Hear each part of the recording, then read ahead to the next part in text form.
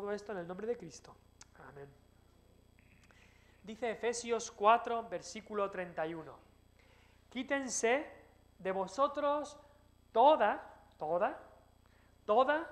amargura, enojo, ira, gritería y maledicencia y toda malicia.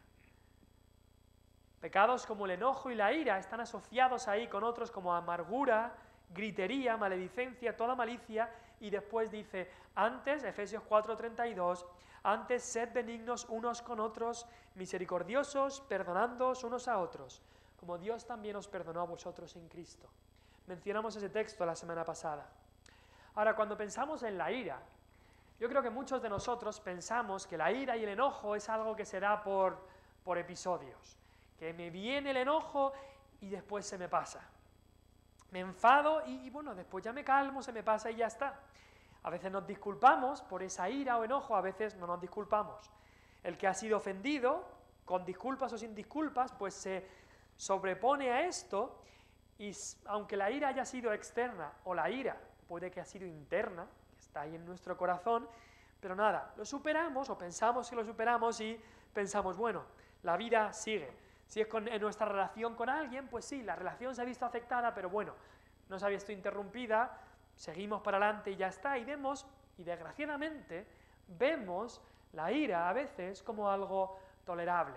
Soy así, o las circunstancias han sido así, y lo vemos como algo tolerable, lo aceptamos como parte de la vida. Pero la Biblia nos dice que eso no es correcto, la Biblia no es ligera cuando habla sobre la ira. Hemos leído ahí Efesios, dice, quítense de vosotros toda amargura, enojo, ira.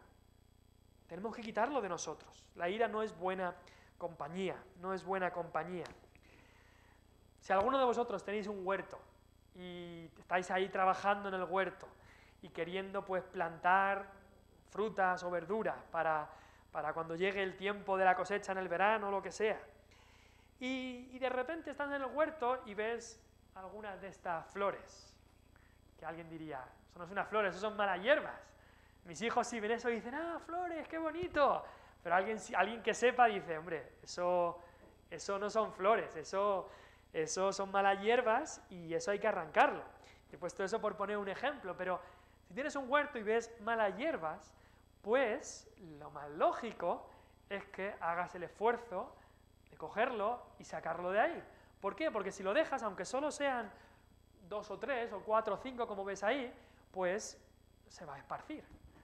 O si alguien fuera con, no sé si hay semillas de mala hierba, pero semillas de mala hierba y las echa en tu huerto, pues seguramente tú vas a ir cogiendo todas esas semillas y las quieres sacar porque sabes que si lo dejas, después van a salir estas malas hierbas. Aunque las malas hierbas no hay que plantarlas, salen solas, vienen solas. Y alguien diría, bueno, lo que voy a hacer con estas plantas es simplemente le quito la flor y ya está. Dirían, no, que sacarlo de raíz. Hay que sacarlo de raíz. Efesios, hemos dicho Efesios 4, que habla de perdonándoos unos a otros, pero Efesios 4, eso es Efesios 4, 31 y 32, pero si vamos un poco antes en Efesios, hay un versículo muy interesante en Efesios. No sé si lo tenéis ahí, en Efesios 4, versículo 26 dice, airaos, pero no pequéis, no se ponga el sol sobre vuestro enojo. Airaos, pero no pequéis, no se ponga el sol sobre vuestro enojo. Es verdad que hay una ira, que pudiéramos decir que es una ira santa, como la de Cristo allí en el templo, pero lo que creo que está diciendo aquí Pablo es, la ira va a estar, desgraciadamente, en muchas de nuestras vidas. No la guardemos mucho tiempo. No guardemos el enojo por mucho tiempo, resolvámoslo pronto, ya que desgraciadamente la ira va a estar y en algunas ocasiones va a venir, no lo dejemos ahí, no dejes esa mala hierba en tu huerto, no dejes la ira que repose y se quede en tu vida, sácala pronto. ¿Por qué? Porque si la dejamos, va a causar otras cosas peores que incluso la ira. Y me encanta esa ilustración incluso que hace Pablo. No es una ilustración, es una enseñanza. No se ponga el sol sobre vuestro enojo. Incluso en la relación matrimonial es una muy buen consejo. Hay una discusión, hay ira, que no se ponga el sol hasta que lo hayamos arreglado. No nos vamos a ir a dormir y ya mañana será otro día hasta que se arregle la situación. No se ponga el sol sobre vuestro enojo. Un muy buen consejo incluso para cualquier tipo de relaciones, sea de hermanos, sea de padre e hijo, sea de matrimonio, sea en la iglesia, no se ponga el sol sobre vuestro enojo. Pero hablando de la ira que hablamos la semana pasada, hay unas malas hierbas que salen si dejamos la ira en nuestra vida. Malas hierbas o consecuencias. Tú dejas la ira en tu vida y comenzarán a salir malas hierbas, consecuencias. La primera que vamos a ver es el resentimiento. El resentimiento. Cuando dejas que la ira te controle y dejas ahí la ira sin arrepentirte de la ira, sin llevarla al Señor, en primer lugar sale el resentimiento. Esto surge cuando nos aferramos a la ira, no la dejamos ir, decidimos no perdonar, que no se nos vaya el enfado, y aunque no exterioricemos, pero ahí se queda el resentimiento. El diccionario español dice que el resentimiento es un sentimiento persistente de disgusto o enfado hacia alguien por considerarlo causante de una ofensa o daño y se manifiesta en palabras o actos hostiles. Pero en primer lugar es ese sentimiento de desagrado o disgusto o enfado. Y desgraciadamente muchas veces cuando hay ese enfado o ira y se deja, comienza a haber esa hierba, esa mala hierba de resentimiento en nuestro corazón. Es como el primer paso. No parece muy malo, el resentimiento. Y por lo general se internaliza y crece en el corazón de quien ha sido tratado mal de alguna manera y que cree que no puede hacer nada al respecto. Y aunque no nos parezca muy malo, la Biblia nos dice que es pecado. No es algo que debemos dejar ahí. Quítese de vosotros toda ira, todo enojo, toda maledicencia, todo esto. Ahora, esto ocurre cuando hemos dejado la ira. Es más difícil resolver el resentimiento que la ira. El resentimiento es ira que ya se ha ido asentando. Porque la persona continúa sin resolver las heridas, entonces es más difícil resolver el resentimiento que la ira. Pero hay otra mala hierba, otro paso más. Cuando se deja el resentimiento, hay otro paso más. Otra mala hierba más, aún peor, y es la amargura. Hemos empezado con el resentimiento, y eso es cuando la ira se deja, entonces llega el resentimiento, pero si dejamos el resentimiento, entonces llega la amargura. La amargura es el resentimiento que ha crecido hasta convertirse en una actitud persistente de frustración, desagrado y tristeza continua. Ya no es simplemente estás un poco resentido por eso que esa persona hizo y no lo has perdonado y estás resentido, pero esto ya llega a amargarte. Ya llega, no es solamente que cuando piensas en esa persona estás resentido y eso es pecado, pero es que esto ya te amarga en otras muchas facetas de la vida. Y la amargura, todos sabemos algo de lo que es la amargura. La amargura es como esa carcoma que va carcomiéndote por dentro. Y en muchas áreas de nuestra vida, tú pensabas que era solo en tu relación con esa persona que te hizo eso, pero ya la amargura se comienza a meter en otras partes de tu vida. También va endureciendo a la persona, haciéndola cada vez incluso más dura, más cínica, más que tiene odio, que muestra odio. Eso es lo que hace la amargura. Yo creo que todos nos hemos cruzado con gente amargada. Hay veces que te cruzas con gente y simplemente por la cara que muestran es que ves la amargura en su rostro. Lo ves en la cara y muchas veces las razones por las cuales alguien puede estar amargada son variadas. A veces es personas que pues fueron tratadas muy mal y de verdad sufrieron mucho por ser tratadas mal y reaccionaron con amargura. A veces es gente pues que en su vida ha sufrido muchas desgracias y pues reaccionan con amargura. A veces esa amargura, incluso después de las desgracias, la echan contra Dios. Están amargados contra Dios porque he tenido que sufrir todas estas cosas. Y otras veces son gente que en realidad ni ha sido tratada muy mal, ni tampoco ha sufrido desgracias, pero piensan que ellos merecen mucho más de lo que tienen y se amargan. Y desgraciadamente a veces ocurre también la amargura en el contexto de una iglesia. Quizá algún comentario feo que alguien dice, o algún tema que debió tratar si no se debió tratar, o alguna persona que se toma algo como ofensa. Ay, es que hice esto y no me dijeron nada de bien por lo que hice, o que mis hijos no han sido elegidos para esto o para lo otro, y me ofendo y lo guardo, y empieza con ira, y luego llega resentimiento y ya llega amargura. Llega amargura. Ahora, por supuesto, en todo esto que hemos dicho, no se está excusando cuando algo ocurre que se ha hecho mal. No estamos excusando eso, pero la amargura nunca es la reacción correcta. Nunca es la reacción correcta. En una iglesia todo debe llevarse lo más bíblicamente posible, pero incluso si no ocurre así, la amargura nunca es la reacción correcta a cuando alguien hace algo mal contra ti. Nunca. Y tú dices, bueno, pero es que si tú supieras lo que me hicieron, bueno, pero nunca es correcto la amargura. La amargura crea otro problema más. Lo que te hicieron y tu reacción de amargura. La amargura solo crea otro problema. Ahora ya son dos problemas. Y a veces, hablando con la gente, pues sí, quizá hay amargura que ha podido esconderse por mucho tiempo. Pero cuando se habla con la gente, a veces se ven esas pequeñas raíces de amargura, esas muestras de amargura por aquí, por allá. Y gente a veces que pensabas que no había nada, de repente cuando empieza, dice, wow, han guardado mucho ahí. Y ha habido amargura que después sale, quizá a veces después de muchos años. No, porque hace 15 años yo hice esto y no se me dijo nada. Y se ha guardado esa amargura por tanto tiempo. ¿Sabes que esa es una de las descripciones que da Romanos de los pecadores, del estado natural pecador del ser humano? Dice, su boca está llena de maldición y de amargura.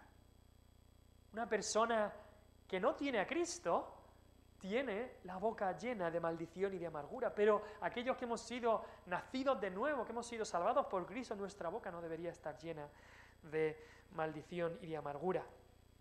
El otro día, en casa, teníamos una olla llena de una crema de calabacín. Seguramente algunos de vosotros también coméis algo así, muy bueno, a los niños les gusta, es algo sano. Así que yo digo, bueno, voy a calentar la sopa para comer esta sopa o esta crema de calabacín, vamos a comerla, ¿no? Entonces ahí que fui a calentarla y yo no me di cuenta que lo había puesto demasiado fuerte. Estaba la olla bien llena y no me di cuenta, estaba haciendo algo, todo olía normal, olía bien, hasta que de repente me acerco un poco y huelo algo que no me gusta. Lo paro rápido, paro el fuego y claro, ¿cuál fue mi disgusto? Gran disgusto al probar la sopa y darme cuenta que la había quemado, pero bien quemado. Cuando tiramos toda la sopa, porque hubo que tirar toda la sopa, me di cuenta, se había hecho una costra así de grande de todo eso. Y pensando en esa olla, y hace unas semanas estábamos hablando de que muchas veces la impaciencia, la irritabilidad, la ira es como una olla que está hirviendo. Pues muchas veces cuando eso se deja más tiempo del que se debe dejar. Al principio no te enteras, pero se deja y luego ya empieza a oler un poco mal y lo que se ha formado es una costra. Y esa costra podríamos decir es la amargura que se forma en nuestro corazón. Y te aseguro, para quitar esa costra de la olla costó muchísimo. Y para quitar la amargura de nuestro corazón, cuando se ha dejado ahí a veces por décadas, cuesta. Y tiene que ser una obra de la gracia del Señor. La sangre de Jesucristo, su Hijo, nos limpia de todo pecado y tiene el poder de limpieza más alto que ha habido nunca. pero la amargura cuando se deja en el corazón hace mucho daño, hace mucho daño. Hemos visto cómo la ira tiene pues malas hierbas que pueden crecer si dejas las semillas de la ira en tu vida. Primero es el resentimiento, que es como el primer paso. Después puede llegar a la amargura. Y un tercer paso, ya van creciendo las malas hierbas van creciendo. Un tercer paso sería la enemistad o la hostilidad. Hostilidad o enemistad es que ya no es simplemente un resentimiento con esa persona o una amargura hacia esa persona, es ya que esa persona es tu enemigo.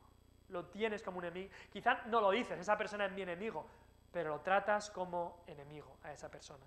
Y es un nivel más alto de dolor y dureza en el corazón. La amargura, como hemos dicho, se puede disfrazar.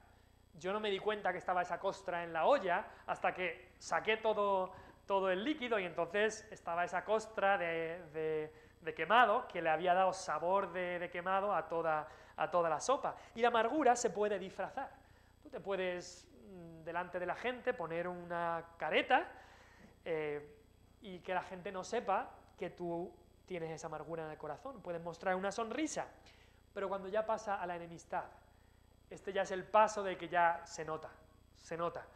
Estás expresando abiertamente esa ira, enfado que tienes hacia esa persona, comienzas a buscar decir cosas negativas, denigrar a esa persona, sobre esa persona que te ha ofendido. Ya esa persona es objeto de tu odio. La amargura puede quedarse en el corazón, pero la enemistad y la hostilidad ya comienza a buscar otras personas. La amargura muchas veces es una persona sola que se ha amargado, a veces en su casa sola la persona se ha amargado, pero en este siguiente paso, esta siguiente mala hierba de cuando dejamos la ira, ya intentamos involucrar a otras personas para que sepan el mal que nos ha hecho la otra persona. Y lo mal que me trató, y compadécete de mí, e intentamos formar grupos y coger a gente para nuestro bando en contra de la otra persona. Esto no es bueno y a Dios no le agrada. Pasó algo así en la iglesia de Corinto. Quizá comenzó con simple ira, pero se dejó a resentimiento, pasó a amargura y ya se comenzaron a hacer enemigos, incluso en una misma iglesia. Hicieron bandos en una misma iglesia. Eso no lo quiere el Señor. Un cuarto paso es el rencor. Un cuarto paso ya es el rencor. Vamos a Levítico 19. En la ley, esto es en el Antiguo Testamento, no es el Nuevo. Levítico 19. Levítico es el tercer libro de la Biblia.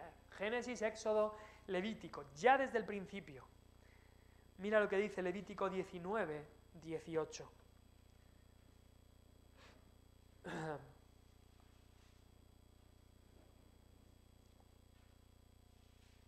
Levítico 19, 18. Dice, no te vengarás ni guardarás rencor a los hijos de tu pueblo, sino amarás a tu prójimo como a ti mismo, yo Jehová. No te vengarás ni guardarás rencor a los hijos de tu pueblo. Curioso, el rencor es una actitud que está ligada a la venganza. Hemos visto cómo cuando se dejan esas semillas de la ira en nuestra vida, cuando dices, no hay problema, yo me enfado como quiero y no pasa nada. Empieza el resentimiento, hay un resentimiento ahí, ese resentimiento pasa a la amargura. Muy bien, gracias por recordármelo. Resentimiento pasa a la amargura, de la amargura pasa a la enemistad y de la enemistad pasa al rencor. Y ya en el Antiguo Testamento Dios dice, cuidado con el rencor. ¿Por qué? Porque nos lleva a querer vengarnos de lo que la otra persona nos ha hecho. Piensa en la historia de, si la recordamos, de Esaú y Jacob. Esaú y Jacob eran hijos de Isaac. Abraham tuvo un hijo que se llamaba Isaac. Isaac tuvo dos hijos. Uno se llamaba Esaú y otro se llamaba Jacob. Y Jacob, haciendo honor a su nombre de suplantador o engañador, Hizo una cosa para engañar a su padre y robarle la primogenitura a su hermano. Esaú era el mayor, Jacob el menor, y Jacob le robó la primogenitura, que eso era la bendición de el ser el primer nacido. Se la robó a su hermano. Esaú, cuando se enteró, seguramente pasó mucho de estos pasos que hemos ido diciendo. Empezó con una ira y dejó esa ira, la dejó y bien dejada, y esa ira pasó a todos los pasos que hemos visto. Pasó a resentimiento, amargura, enemistad, hostilidad y rencor. Y el rencor va ligado a la venganza. Y Esaú dijo: cuando mi padre muera, yo mataré a mi hermano. Eso era lo que Esaú incluso se reconfortaba con esa idea. Cuando mi padre muera, yo mataré a mi hermano. Así de serio son estos pecados. El rencor muchas veces llega a que estás aborreciendo a esa persona, incluso planeando hacer daño a esa persona. Quizá cuando pensamos en el rencor no estamos planeando matar a alguien, quizá tengamos rencor de alguien y no estamos planeando matarle, pero sin embargo muchas veces las personas que han dejado el rencor en sus vidas, en sus mentes sí que han pensado las maneras de desquitarse de esa persona, de la persona a la que odian. Están pensando: ojalá le ocurra esto, ojalá le ocurra lo otro, ojalá se mude a otro sitio, ojalá se vaya de aquí, ojalá le... Y muchas de esas cosas que llegan a pensar son que le ocurran cosas malas a la otra persona. Y lo más triste es que eso ocurra entre cristianos. Eso es lo más triste, que ocurra entre cristianos, que un cristiano deje la ira, que esté tanto tiempo en su vida, que llegue a resentimiento, que llegue a amargura, que llegue a enemistad y que llegue incluso a rencor para pensar venganzas y desear venganzas a otro hermano, a otro cristiano. O incluso que ocurra en la familia. Qué triste. Ahora, del rencor, como último de estos pasos, ya llega a la contienda. Y la contienda es el conflicto abierto. Es ya descaradamente conflicto abierto. Y no es tanto entre dos individuos, sino ya has cogido un grupo de personas para ir a por la otra persona. Es cuando la ira ya ha escalado a este nivel. Ya la persona resentida, amargada, enemiga, rencorosa, forma un grupo para atacar, sea verbalmente, sea de la manera que sea, atacar a la otra persona. En la iglesia de Corinto, una iglesia había llegado prácticamente a esto. Había grupos, había divisiones. Unos decían: yo soy de Pablo, yo soy de Cefas, yo soy de... Y había contienda abierta en la iglesia. No sabemos hasta qué punto llegaba, pero era lo que estaba pasando. Ahora, estos 5 puntos, estos 5 pecados, estos 5 malas hierbas de la ira, si se pueden llamar así, pues hay veces que no van seguidas quizás en el orden, como lo hemos dicho nosotros, o que hay una o no hay el otro, o a veces que quizás se mezclan alguna de estas dos, pero son cosas y son malas hierbas de la ira, que tenemos consecuencias de la ira, de las que hay que llevar mucho cuidado. Ahora, cuando se llega a algo tan triste como una contienda abierta así contra alguien, pues sí, esto por supuesto que es pecado, va más allá de lo que hemos dicho de pecados respetables, porque por supuesto que debemos verlo como algo que es algo execrable, algo que no debería haber en nuestras vidas, ni en nuestra familia, ni en nuestras iglesias, pero desgraciadamente pasa entre cristianos, como hemos dicho, en la iglesia de Corinto estaba pasando algo así. En divisiones de iglesia muchas veces ocurre algo así. La gente está tan convencida de que mi grupo está en lo correcto y que son los del grupo contrario que están equivocados, los que han empezado todos son ellos, y desgraciadamente así ocurre en divisiones de iglesias. Metámonos en la cabeza que cuando la ira no se resuelve, cuando la ira se deja, cuando las semillas de la ira se dejan en el huerto de tu vida, van a ir abajo, van a coger tierra, van a brotar muchas consecuencias. No es solamente esa ira, pero va a brotar resentimiento, amargura, enemistad, rencor, contiendas, etc. La ira es muy peligrosa espiritualmente hablando. La ira dejada así, esas semillas de la ira pueden romper una familia, pueden romper un matrimonio, pueden crear divisiones entre familias o entre hermanos, padres e hijos, y pueden romper y dividir iglesias también. La ira nunca es algo estático. Hemos dicho es una semilla tiene vida. No es como si tiras una piedra. Una piedra ahí no va a hacer nada. Si tiras una piedra en tu huerto, puede ser que en ese sitio no nazca nada, pero no se va a esparcir. Pero una semilla sí que tiene el poder de comenzar a esparcirse, comenzar a crecer. Entonces, la ira es como una semilla de mala hierba. Ahora, ¿cómo debemos reaccionar en cuanto a esto? 3 cosas vamos a ver. Resumiendo todo lo que es la ira y las consecuencias de la ira, que son estas 2 semanas. En primer lugar, siempre debemos considerar la soberanía de Dios. El cielo gobierna. Dios está en control. Dios está en control. Tenemos que tener en cuenta eso. Dios es el que ha permitido que la gente incluso peque en contra nuestra. Cuando alguien peca en contra nuestra, nosotros muchas veces vemos solo la parte horizontal. Esta persona ha pecado en contra mía. Y ya está, eso es lo único que vemos. No nos damos cuenta de que Dios le ha permitido a esa persona, Dios en su plan, ha querido y ha permitido que esa persona peque en contra nuestra. Ahora, esa persona es responsable de lo que ha hecho, pero Dios en su plan ha permitido esto. Hemos cantado antes ese himno día en día y lo he compartido hoy en el grupo de la iglesia porque la letra, la verdad, es tremenda. Y dice, hay una parte que dice, siempre me dará lo que es mejor. Siempre me dará lo que es mejor. Piensa en eso. Dios siempre te va a dar lo que es mejor. Estoy estudiando estos días en la vida de José, porque vamos a ver esto en el campamento que voy a ir mañana. Y piensas un poco en la vida de José y te sorprende. Porque todo lo que sufrió José, no estamos hablando del marido de María, sino José del Antiguo Testamento en Génesis, todo lo que sufrió y no se amargó ni se deprimió. Ni nunca vemos que reaccionó con ira, ni con resentimiento, rencor, ni nada así. Y fue sufrimiento tras sufrimiento. En su casa fue aborrecido. Sus hermanos lo maltrataron, lo echaron a un pozo. Y ahí en el pozo él no estaba amargado. Después del pozo fue a ser esclavo, lo vendieron como esclavo y pasó 10, 12 años, quizás 10, 11 años como esclavo, teniendo que ser un esclavo, hacer lo que le dijeran. Y no se amargó. Y después, por si fuera poco, lo acusan injustamente y lo lanzan a la cárcel. Y está unos 3 años en la cárcel. Y tampoco se amargó en la cárcel. Sufrimiento tras sufrimiento y no se amarga. ¿Cómo es que no se amarga ni se aira? ¿Cómo es que lo hace?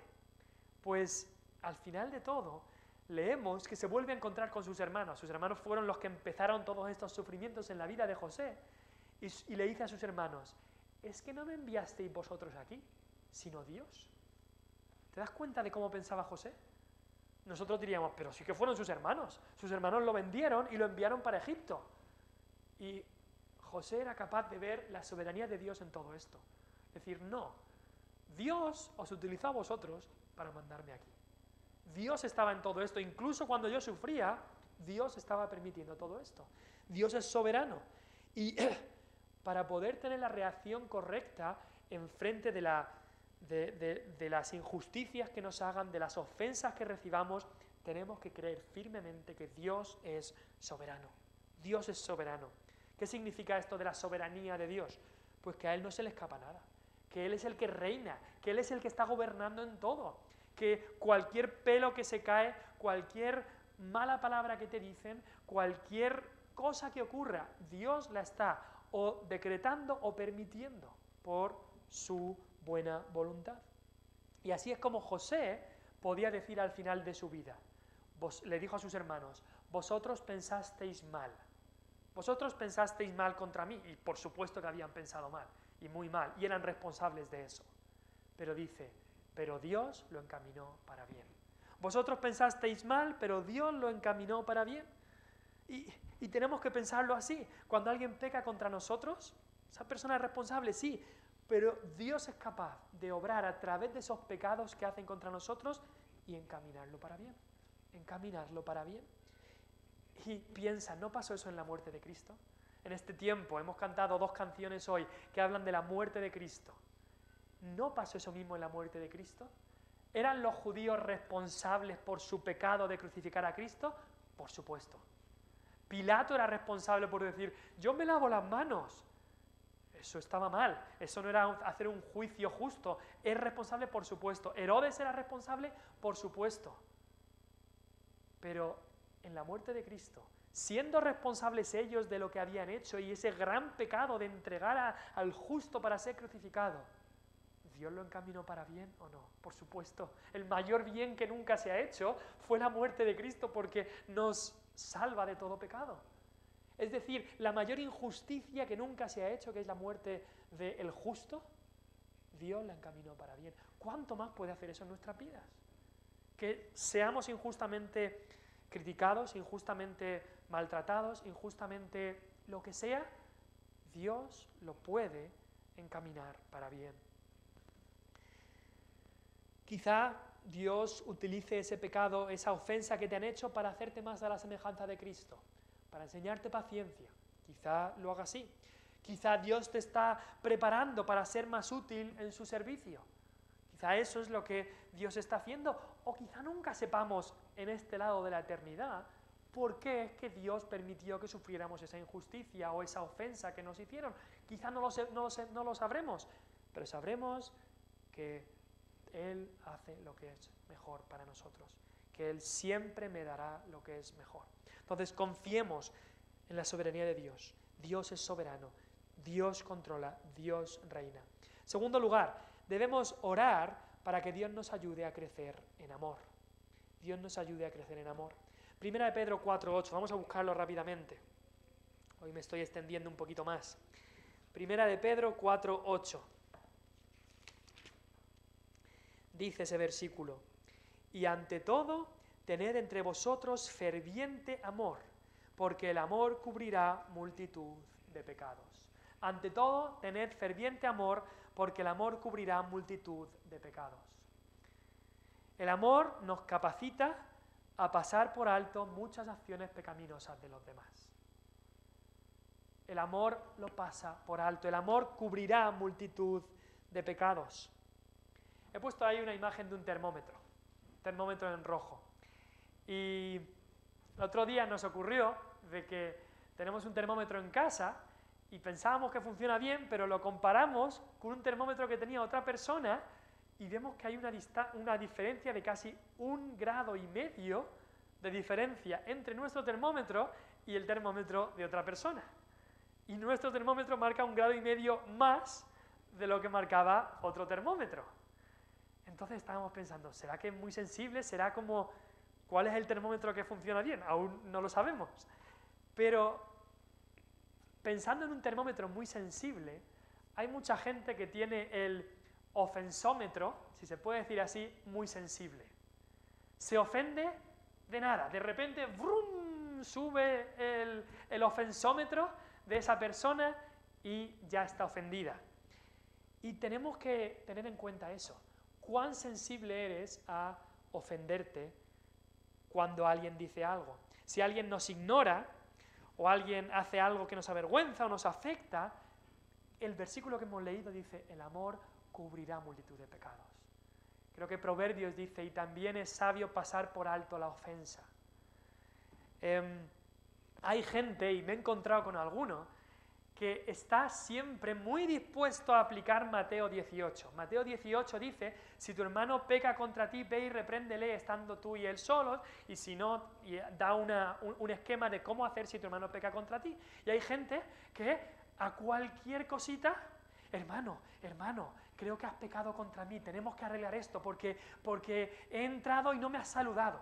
Así que tenemos que arreglar esto, como dice la Biblia, tú has pecado contra mí, así que tengo que reprenderte y arreglarlo, y si no traigo a otro hermano, hermano, te he visto que has cogido el último donus, y lo quería yo, entonces no me has amado a mí como a ti mismo, me lo tendrías que haber ofrecido, hermano, y a cualquier cosa, por pequeña que sea, he dicho 2 cosas pequeñas, pero por pequeña que sea, ya están ofendidos, o porque me han mirado mal, o por cualquier cosa.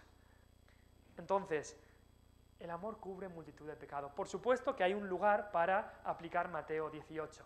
Y por supuesto que esa es la forma en la que hay que, cuando tu hermano pega contra ti, a solas, habla con ese hermano. Pero cuidado por cualquier cosa, estar queriendo encontrar ofensa en cualquier cosa. Hay veces que sí, pecamos el uno contra el otro, pero a veces es fácil, si amas a tu hermano, puedes pasarlo por alto y ya está. Hay ocasiones que sí, pues hay que hablar con ese hermano, pero otra ocasión puedes pasarlo por alto y eso demuestra también el amor. El amor. En 1 Corintios 13:5, ese capítulo del amor dice, el amor no se irrita. Hablamos de la ira. Pues si de verdad amamos, el amor no se irrita. ¿De verdad amas a esa persona? Entonces no deberíamos irritarnos, enojarnos, airarnos. Pero también dice, el amor no guarda rencor. Y en el original griego, eso de no guarda rencor es, el amor no saca cuentas. No saca cuentas.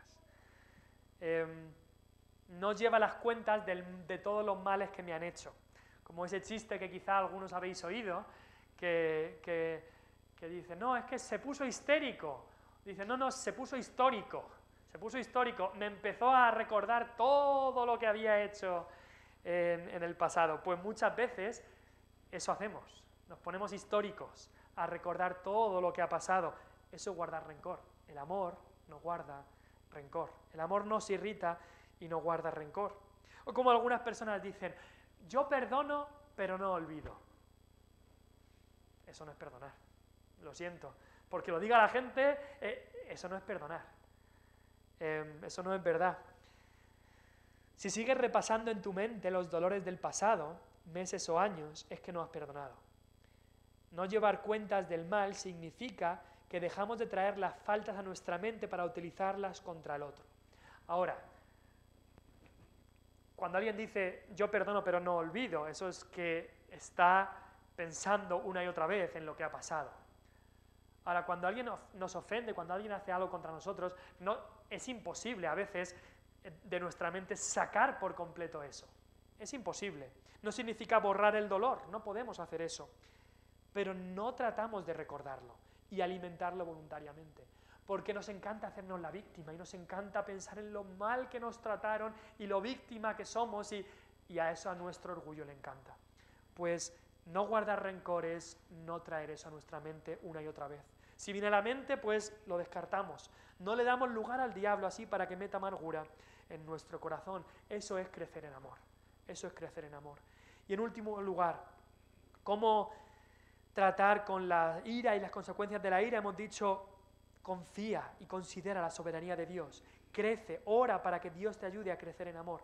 Y en último lugar, debemos aprender a perdonar de la manera que Dios nos perdona a nosotros. Como Dios os perdonó, así también perdonad vosotros. Y acabo con la historia de los dos deudores.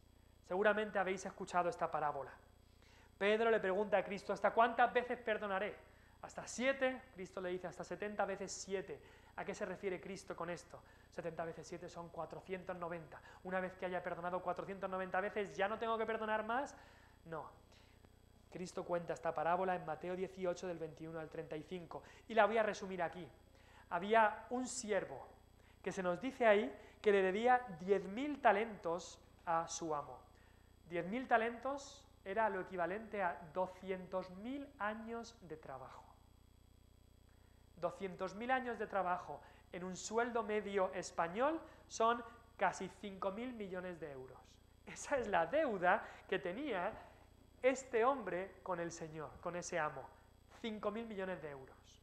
Luego veremos por qué Cristo pone esa cantidad. No había manera de pagar eso. El siervo ruega, por favor, dame tiempo para pagar. Y ese rey, ese amo, tiene misericordia, dice, te perdonaré la deuda. Ahora, ese siervo que ha salido, que el rey le ha dicho que su deuda es perdonada, sale y se encuentra con alguien y se nos dice que le debe 100 denarios. 100 denarios, llevarlo a términos de ahora, es el sueldo de casi 4 meses, pues podríamos decir 4.000, 5.000, 6.000 euros, 3 o 4 meses, algo así. Unos miles de euros, de 4.000, 5.000 euros, vamos a decir eso. No es poca deuda, 4.000, 5.000 euros, es una deuda considerable. Entonces este deudor, este siervo que le habían perdonado la deuda, dice, me tienes que dar esos, digamos, 5.000 euros. Y el segundo deudor también le ruega, por favor, dame tiempo. Es una deuda que sí que hubiera podido pagar, si se le hubiera dado tiempo, pero ese siervo que se le había perdonado la deuda dice, no te doy tiempo, a la cárcel. Le quita todo y lo manda a la cárcel. Y cuando se entera la gente de lo que ha ocurrido, se lo dicen al amo, al rey, se enfada muchísimo y entonces manda al siervo a que ahora tiene que pagar esa gran deuda que había tenido. Pero la clave de esta parábola es entender la diferencia entre las dos cantidades. Una cantidad, 5.000 millones de euros. Eso nunca es una deuda inalcanzable, impagable. La otra deuda es una deuda pues que se puede tener y se podría llegar a pagar. ¿Y por qué Cristo pone esa cantidad tan exagerada? Porque esta deuda y esta parábola nos habla de nuestra deuda que teníamos con Dios. La deuda que teníamos con Dios es una deuda impagable, es una deuda infinita, es una deuda eterna. 5.000 millones de euros, ni podemos pensar de cuánto dinero estamos hablando, 5.000 millones de euros. La deuda que teníamos con Dios era impagable.